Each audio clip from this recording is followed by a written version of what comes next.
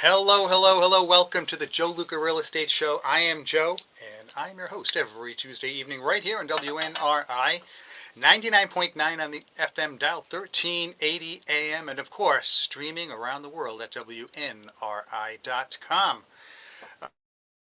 I want to give a shout out to Compass, Title and Escrow, Anthony Betancourt, and his Camille and Christine do a fantastic job taking care of buyers and sellers.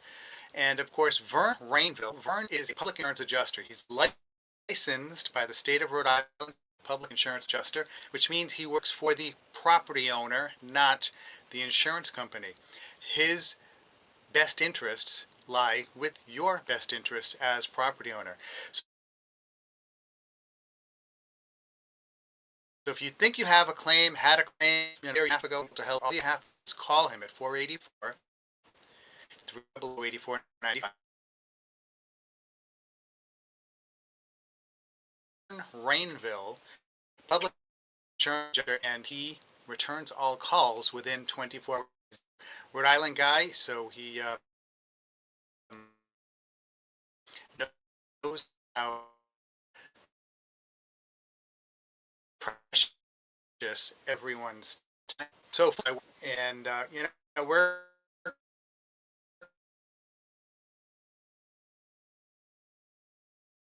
a real interesting. Okay, actually, Southern New England, North Rhode Island, all of Rhode Island, and parts of Massachusetts. Property values are so wrong.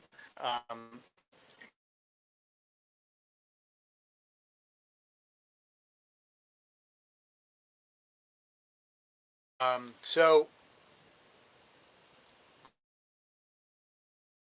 we have some other changes as well.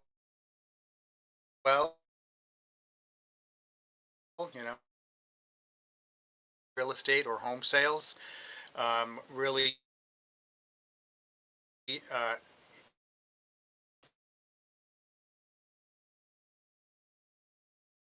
have an impact.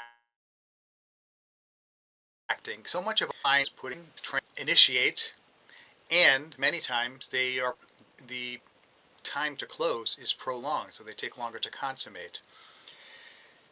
This can be a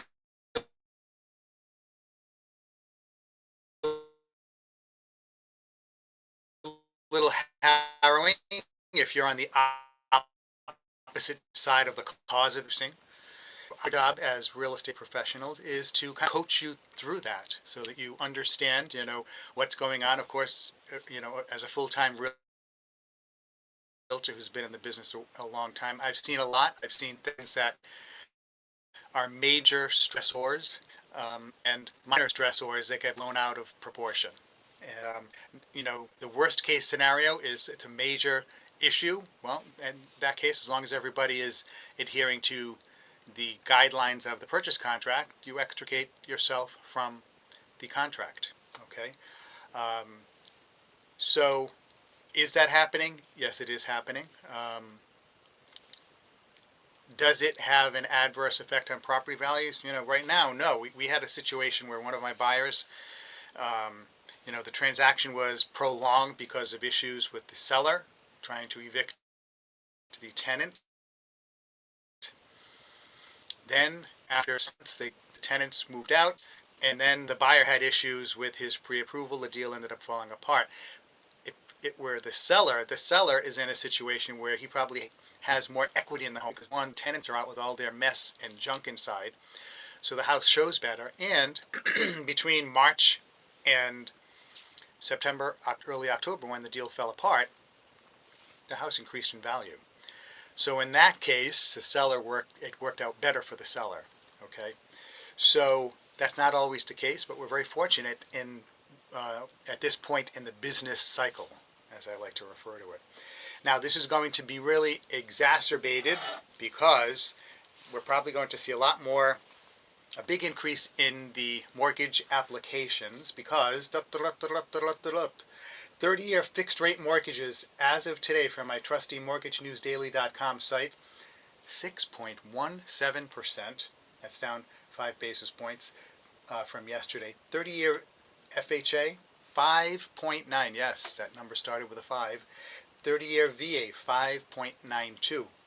The FHA is down 8 basis points, as is the VA rate. So rates are down. Every time rates dip, mortgage lenders get busy. Their phones ring because they have the people who are calling to see if they can refinance to get a lower rate or to take cash out of their house.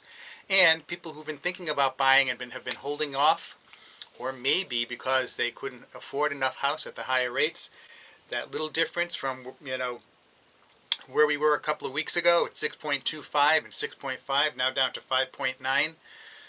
That might make all the difference in the world between getting a house that you love and getting a house that you don't love. So obviously they would want to hold off for the dream home. So this is going to increase demand.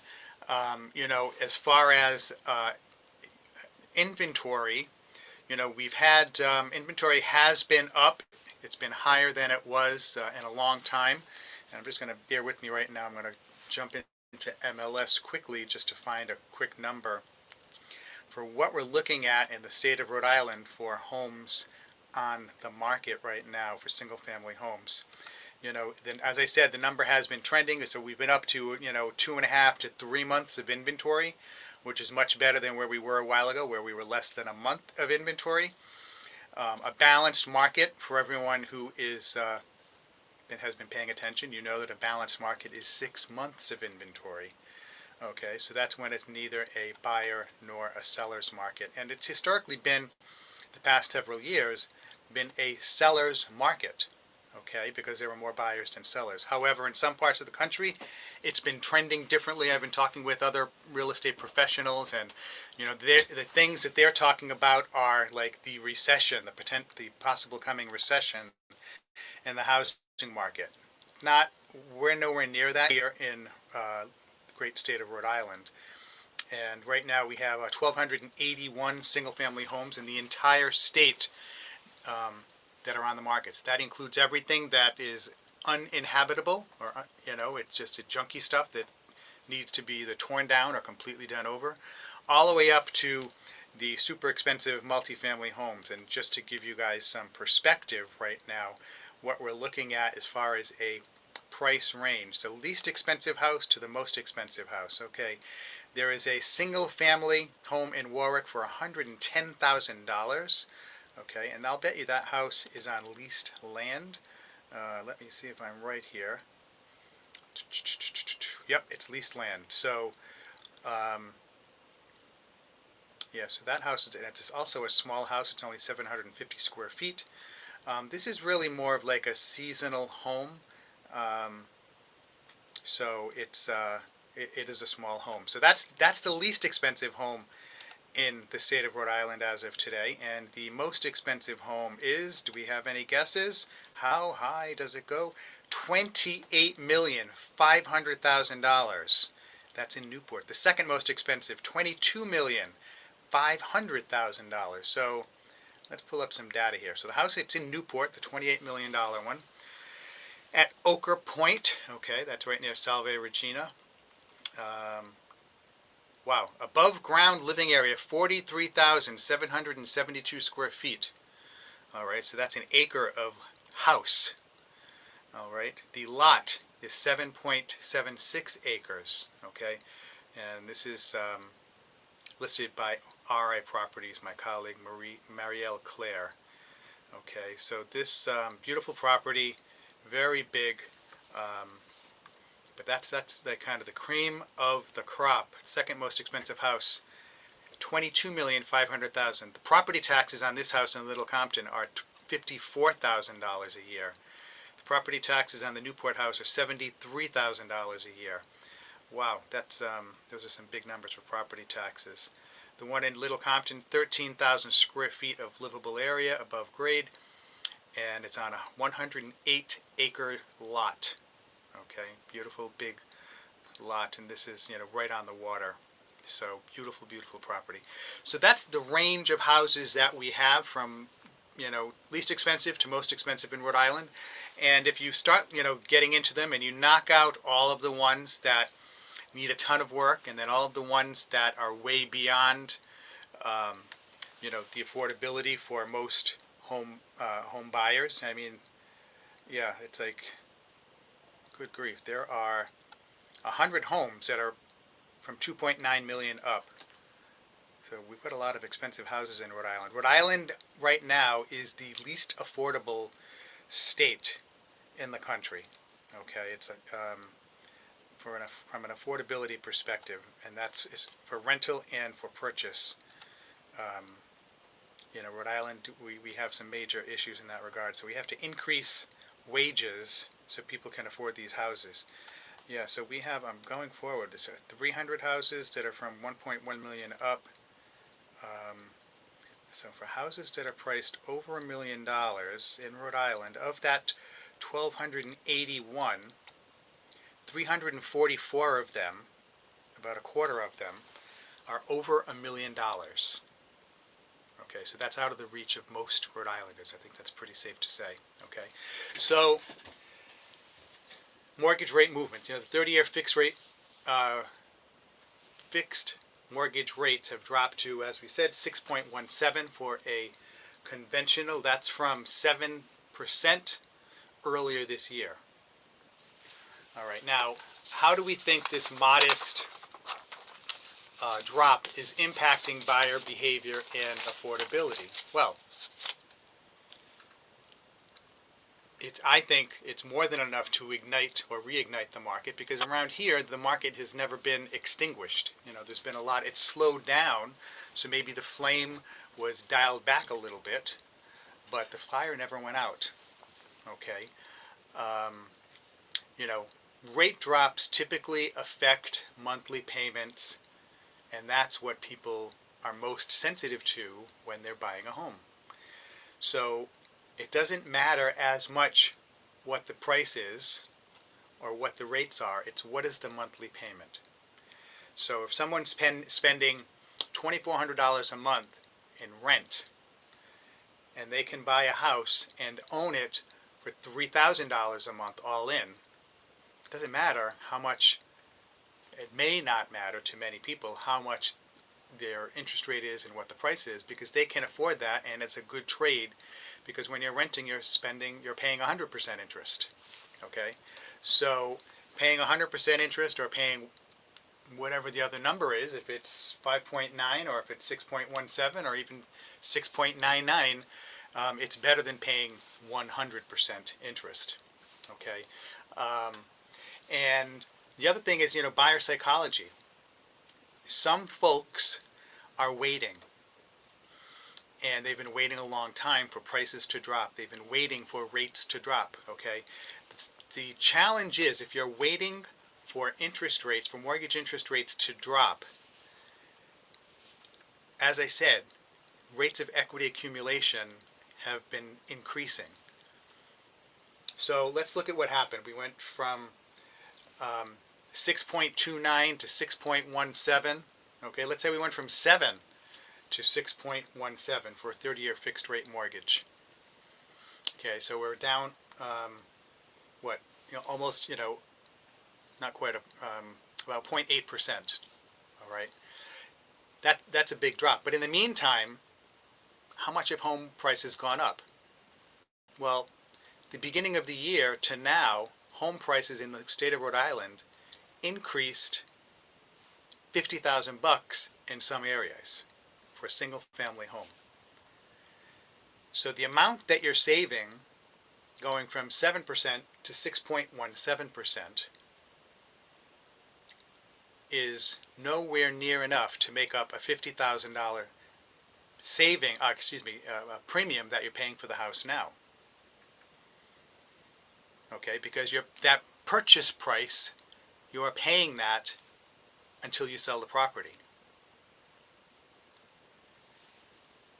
Don't wait for rates to drop. don't wait for prices to drop, because I do not have a crystal ball. I've said this before. If I did, I wouldn't be selling houses. Um, but the fact is, we have more buyers than sellers. Nothing is being done to significantly increase the inventory of homes available for sale. The only way to do that is to build more houses. We are not building enough houses. Not in Rhode Island, not Massachusetts, not California. We do not have enough homes for all of the buyers. And if you've been listening to the show, you've heard me say this before,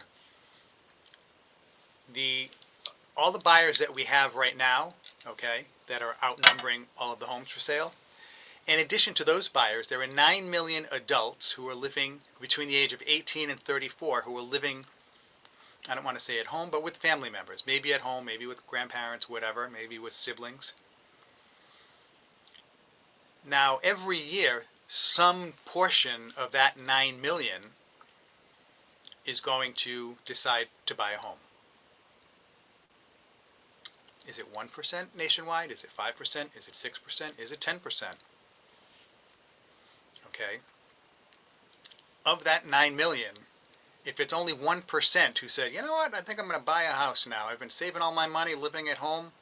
I'm going to buy it. So that's 90,000 more people who are going to be looking to buy a home.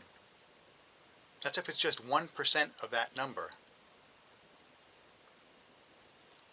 And when there are headlines like this, mortgage interest rates dropping, that's probably going to serve to accelerate the number of buyers who are leaving,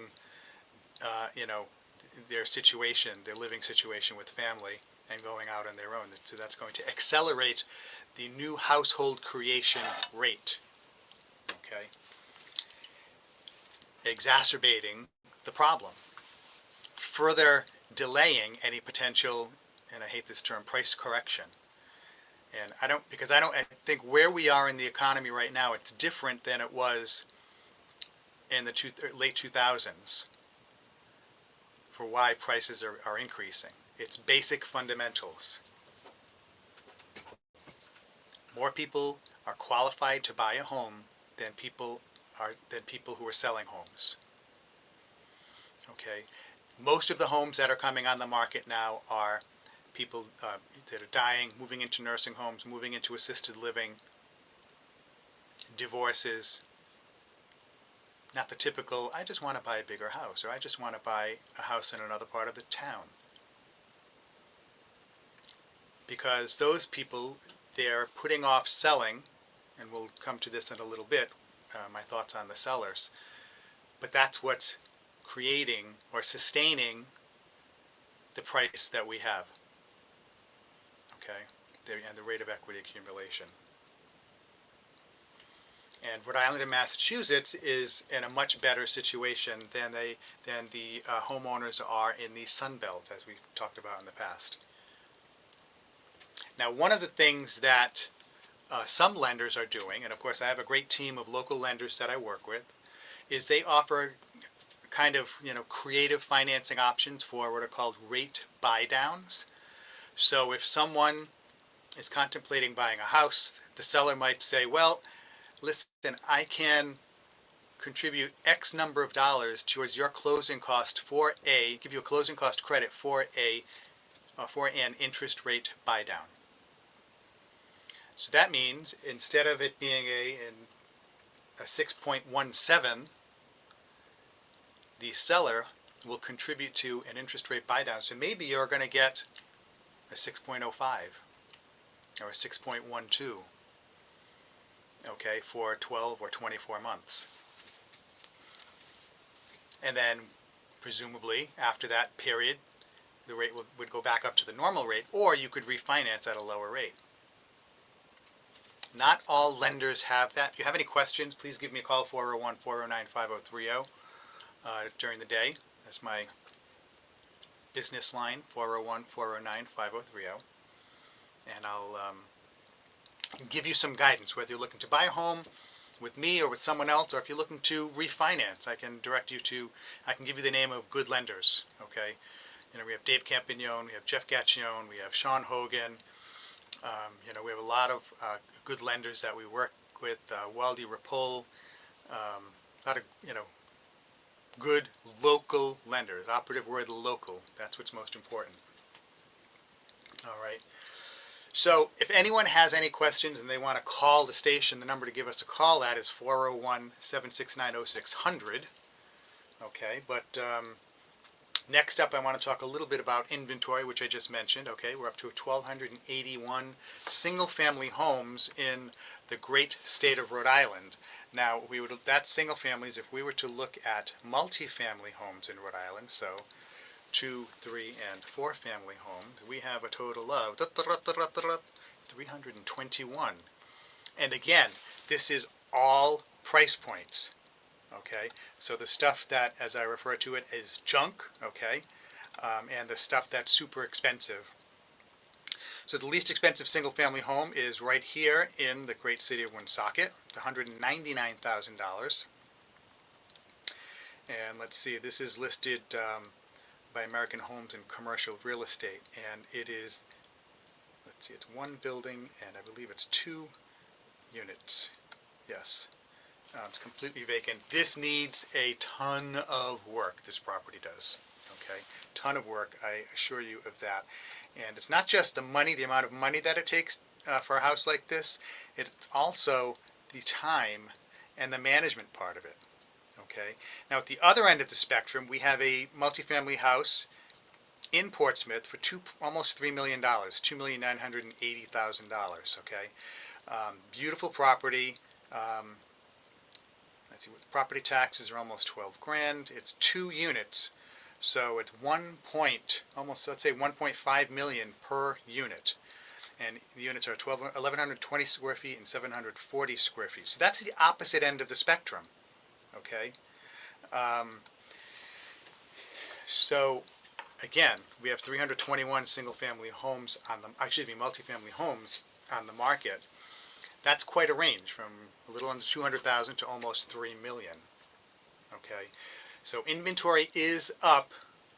More homes have been hitting the market, but we've also been noticing some price reductions, more so than we saw a year ago and 2 years ago. So that may be one reason why we're starting to see homes on the market for longer periods of time. I mean, that $3 million house has been on the market 138 days, which really isn't that much. I mean, I remember when houses were on the market for 12 months, about 15 years ago. That's how old I am. But if we're looking at these other houses, some of them are, just hit the market. Danielson Pike Foster, it's on the market almost 2 months, 2 weeks. We're seeing houses are a little bit on the market a little bit longer, but that's where we are at. And let me just check in on price reductions. How many houses do we have with price reductions? Let's see, 35 homes in the entire state. That's condos, single family, and multifamily. 35 have had a price reduction today. Okay. So, we are seeing price reductions. That is not a decline in value. And this is one of the things that some buyers may be saying, let's wait, let's see if some of these houses that we like are going to drop in price because they've been on the market a while. Sometimes they do, sometimes they don't. Okay, the more expensive houses typically take longer to sell. So it's less likely that after 30 or 60 days you're going to see a price drop in a $2 million or $3 million house. Okay. Nationwide, inventory rose 4.1% year over year. Pending home sales dropped 1.2%, which is the result of buyer hesitation. And some of the things that have contributed to this is we still have some price inflation with some food staples. The fuel is going down, but it went up. Now it's coming down. Of course, housing on the rental and purchase side has continued to increase. All right, so we're starting to realize increases in real wages nationwide. And they're probably at about, at least around here, at about the same rate as we're seeing increases in home prices, in that 5% range. Whereas before we weren't seeing increases in real wages. So house prices were increasing, rents were increasing, but wages weren't. Okay, after you factored in inflation, if you got a 5% raise and inflation was 9%, you're in the whole 4%. Okay, and the thing is, folks, when you have inflation and prices go up, they typically don't come down. Okay, so if you bought something at the higher price, you can't reap that back. And even other things too, once prices go up, lots of items do not drop in price. Okay, unless you hit a recession where the prices recede. Okay, job security, affordability, again, that's one of those things that, people change jobs more frequently now than they did 20 years ago. Historically, when I was, growing up and a young adult, you always thought government jobs were the surest thing, but, the government's closed right now, and there are government workers who may be opting to get out of government employment and looking to work in the private sector or perhaps start their own business. Okay, that way they're more in control of their destiny. But yeah, even government jobs, the government the federal government and in Rhode Island, the state government have become very bloated, and so it's just a matter of when and how cuts are going to be made. Because as the federal government has to make cuts, and they reduce the amount of monies that are sent to states, the states are going to have to start to make cuts. And, we like to complain about Rhode Island, but it's not as bad as our neighbor in Connecticut because they have such huge unfunded liabilities that they're going to have a lot of problems. And those are eventually going to be trickling down to the municipal level, which means property taxes will go up in those areas. Now, in Rhode Island, we've increased the transfer tax, okay, and that's not a good thing. And that's something that is typically paid for by the seller. But they're actually talking about, in some communities, a transfer tax paid by the buyer, further increasing the burden of housing affordability on buyers. Okay, and that's the thing, 3% here, 7% there, 8% there, it all adds up. It all adds up. Okay, folks, you're listening to the Joe Luca Real Estate Show right here on WNRI 99.9 FM, 1380 on the AM dial, and we're also streaming 24/7 at WNRI.com. There is no paywall there, so you can just tune in, click stream, and you hear the station 24/7.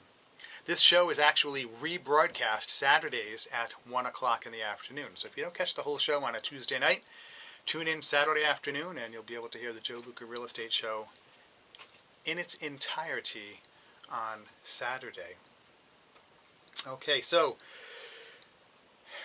inventory, again, listings have been increasing. It's been kind of, flat for the past couple of weeks. But, the inventory has definitely increased, okay, in Rhode Island and southern Massachusetts. And the homes that are sitting on the market longer, the higher priced homes are taking longer to sell. The lowest priced homes that need a ton of work, that may not necessarily be the lowest priced homes. You may have homes that need a ton of work or are very outdated and their prices don't reflect that. Those are sitting on the market longer. Okay. Other things, if there are peculiarities to a property, if it's near train tracks, trains go by, if it's there's other factors, if you're near a municipal dump or something like that, those could contribute to a home sitting on the market longer. Okay. But generally, houses, again, looking at the past 15 years, houses are still selling relatively quickly. Even if a house sits on the market 2, 3, 4 months, which is a long time, then you're going to have, that's still a short period of time compared to 2009, 10, 11, and 12, where houses were on the market for 6, 7, 8, 9, 10, 11, 12 months. All right. Again, folks, if you have any questions on this, you're thinking about selling a home, thinking about buying a home, you're not sure what you want to do, my work number, 401-409-5030. This is Joe Luca, L-U-C-A, Realtor at RE/MAX. I can help you in Rhode Island and Massachusetts, okay? Or you can call the station in the next few minutes, 401-769-0600, and we can get you on the air to answer your questions right now.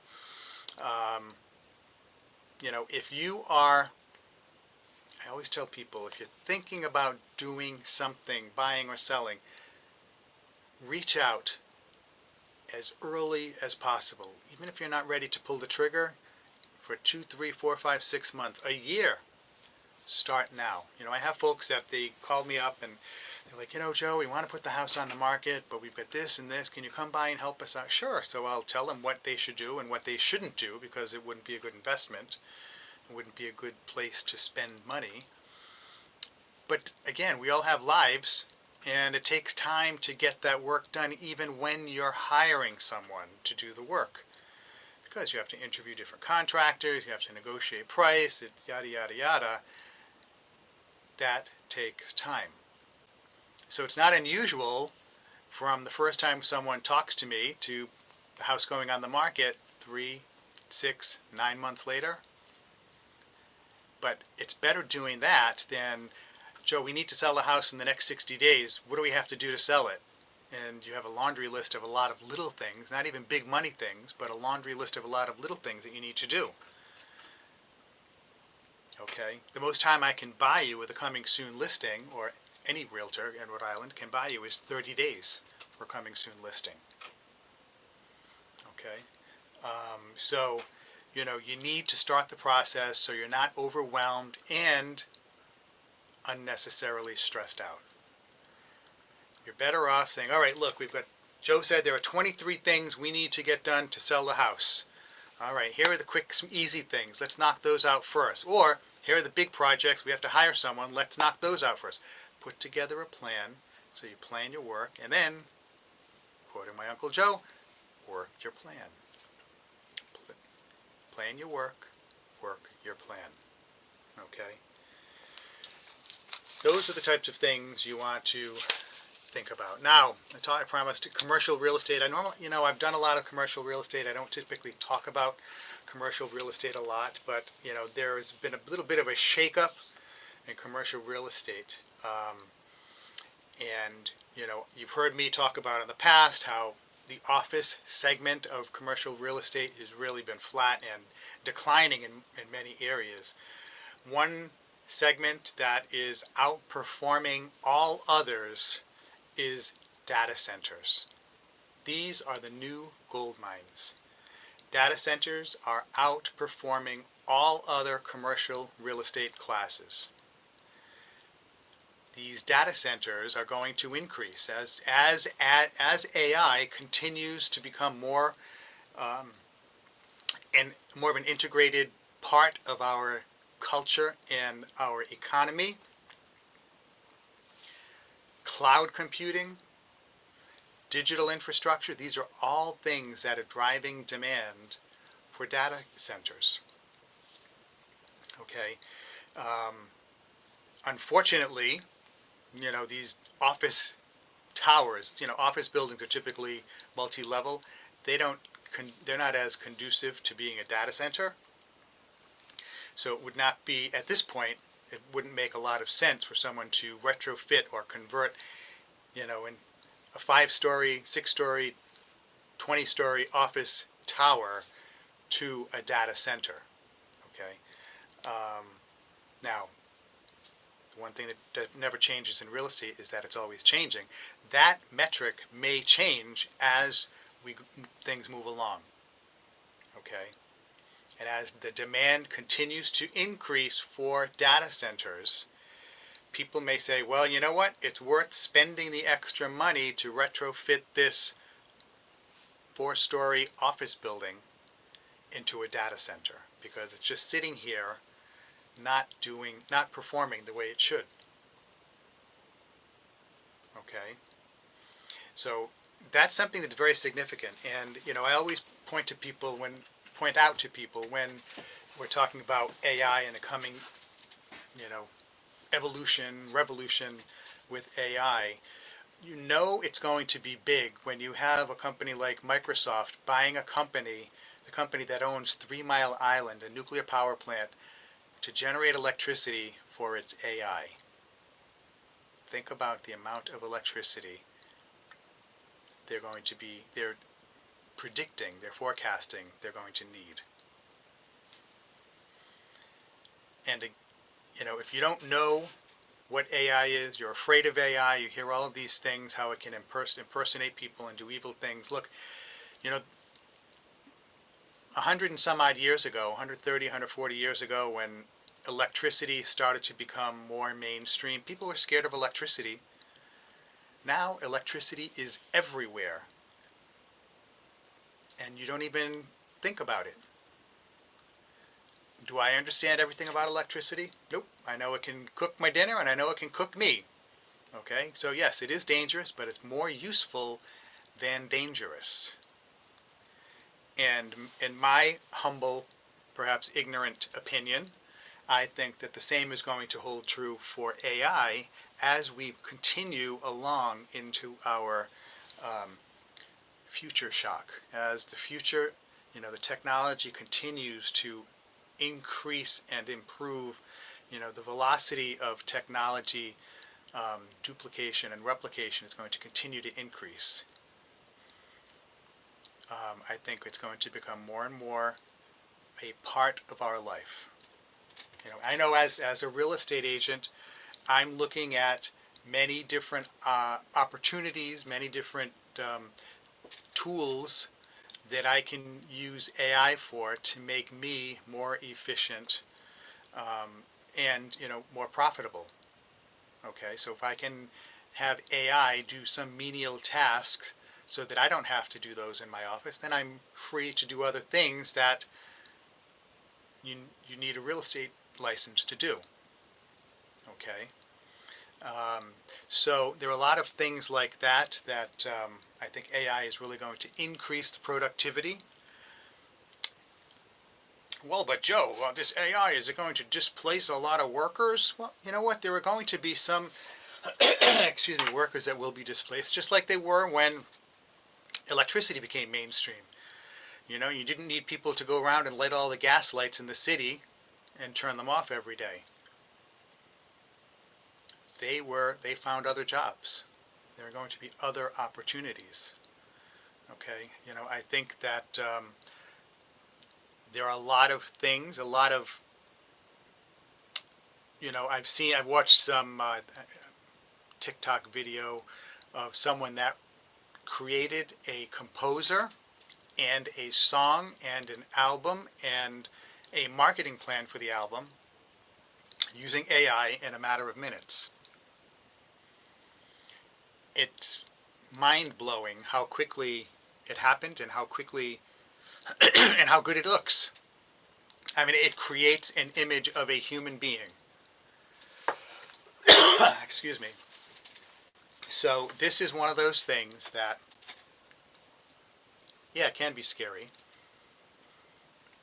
But what are we going to do? We can't run away from it. We have to embrace it, and we have to control it so that it does not control us. Okay. Folks, you've been listening to the Joe Luca Real Estate Show right here on WNRI 99.9 on the FM dial, 1380 AM, and streaming on WNRI.com. We're here every Tuesday evening, 6 to 7 p.m., and Saturdays rebroadcast at 1 o'clock. If you have any questions, you can give me a call during regular business hours on my business phone, 401-409-5030. You can call or text me, 401-409-5030. And I implore you, if you're thinking about buying or selling a home, if you're thinking about selling your home, you don't want to use a realtor, you want to sell it yourself, give me a call. I have a package of information I'll bring to you to show you things you need to pay attention to so you don't expose yourself to unnecessary liability or create any safety risks for you and your family. Okay, there are a lot of things that people don't think about. Okay, when it comes to introducing people that you don't know to your home, inviting people you don't know anything about to your home, inviting them in so they can come in and they walk through your house and they see everything, your family pictures, they see who lives there, how old everyone is. They can determine a lot just by walking around your home. If you have someone with nefarious intent, that's not a good thing. Okay, but I can help you with that. Okay, so just to give you some tips on how to potentially avoid unnecessary exposure to safety risks. All right, so just give me a call, 401-409-5030, and we can set up a time when I can meet with you and give you that package of information.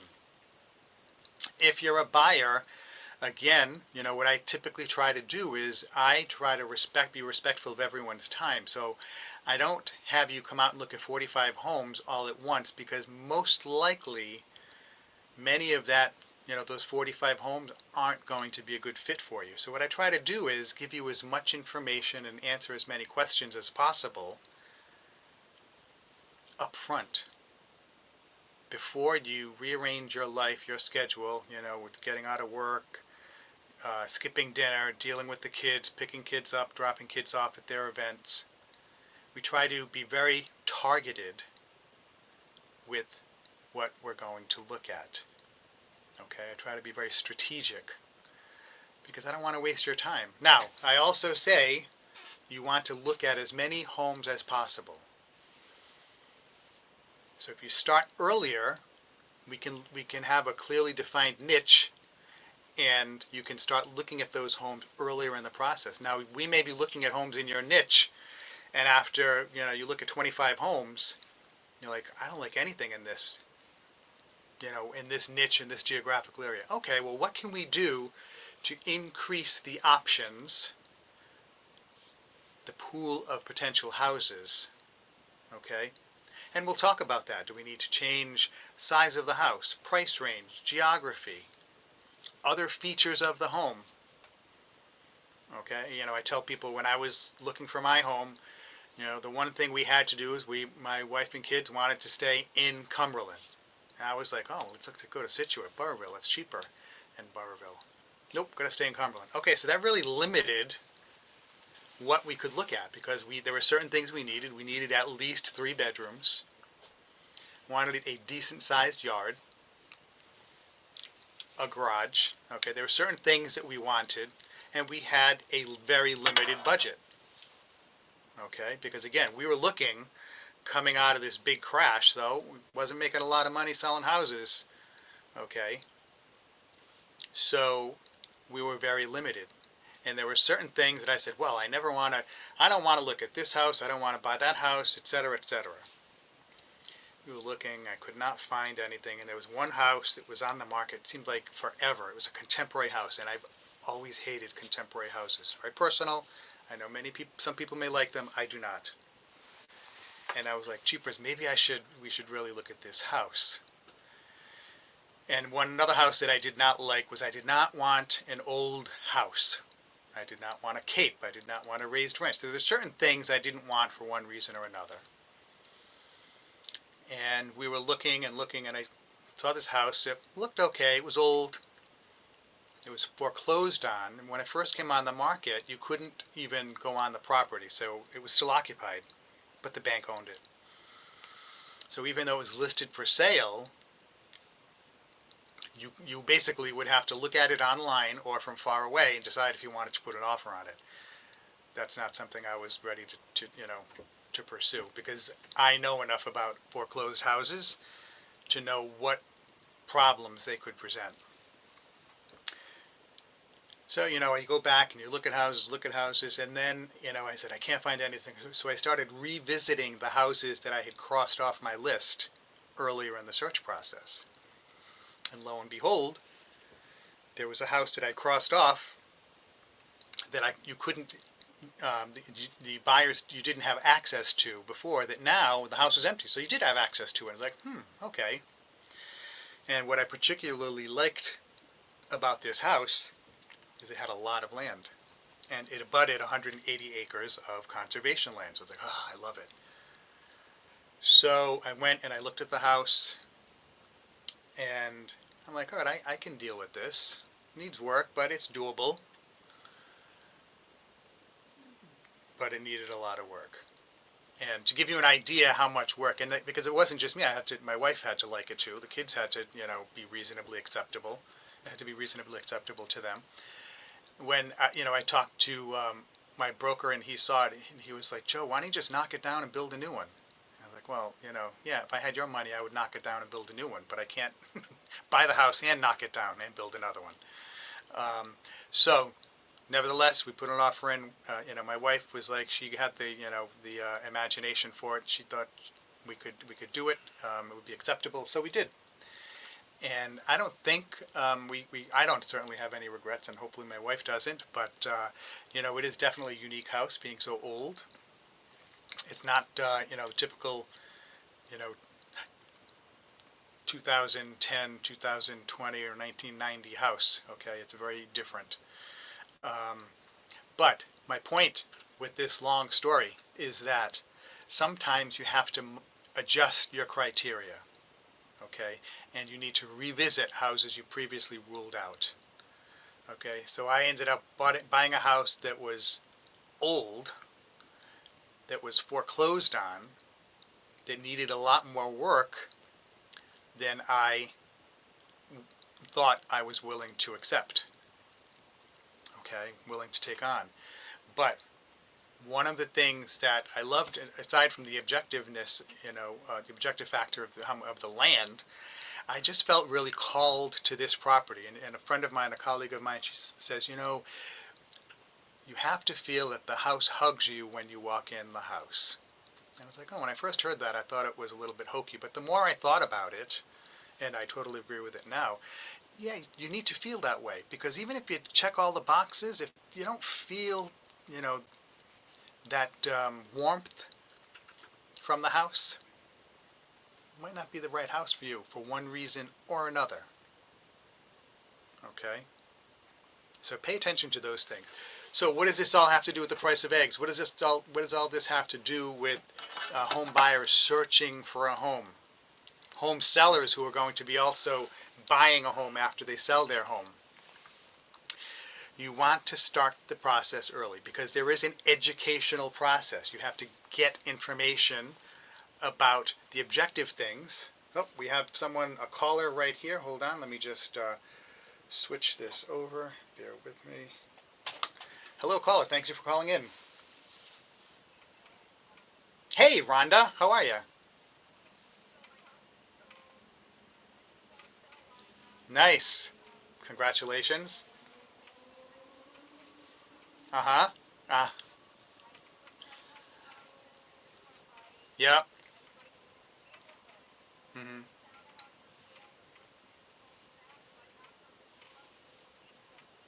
Wow. Yeah. Oh. Yep. Oh my goodness. Well, everybody who's listening, the proof is in the pudding. Exactly. That's so awesome. It's the truth. It was like I put my hands on the granite and I said, this is my house. That's great. Closing here next Thursday, closing there next Friday. Excellent. I mean, sad to see you go, but happy you found, a house that you love and that loves you back. Yeah.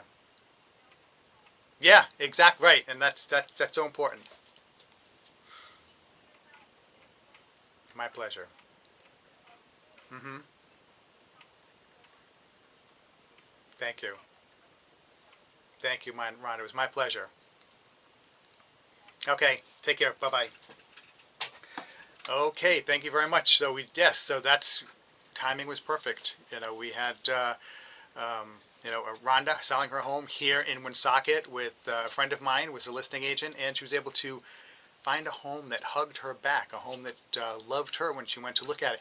And the interesting thing about this is that when she looked at the house in the images, the pictures that were on the MLS in down south, it was not an attractive house.